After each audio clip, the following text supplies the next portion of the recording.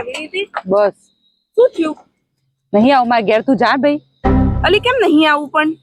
અરે મારે પકોડી ખાવી હતી યાર તે અને વિપુલે બહારની પકોડી ખાતા ને મને કે હું બહારની તને ચોમાસામાં ના ખાવા દઉં તે વચ્ચે બેહાડ દીધી તો ના હું ઉતરી ગઈ ગાડીમાંથી મારે આવું જ નહીં ઘેર જ નહીં આવું હું મરી જાઉં પારાવા ઓલી હેડવા પકોડી માટે આવું કરાય અબે પકોડી નહીં આવે વિપુલ તો લેવા પણ મારે પકોડી ખાવી હતી યાર લે હેડ હું ખવડાવું હેડ આમ વિપુલ કઈ આવશે લેવા તું બેહી રહી રાત સુધી તોય નહીં આવે હેડ અને પછી કહેતી ના કે વિપુલ ને પકોડી ખવડાવી હા નહીં કહું હેડ બેહી જા તો ખવડાવી પડશે હો પકોડી ખવડાવું હેડ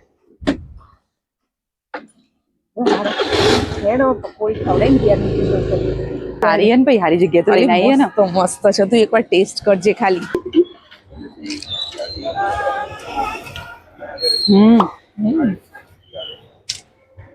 મસ્ત છે અને દહીપુરી બી મસ્ત હોય છે જો ટેસ્ટ કર ખરેખર સારી લાગી હા ખરેખર સારી દહીપુરી સરસ હતી તો પછી હવે કઈ ના જતી ઘેર જઈને પાણીપુરી ખવડાવીએ હા સાચી વાત છે નહીં કહું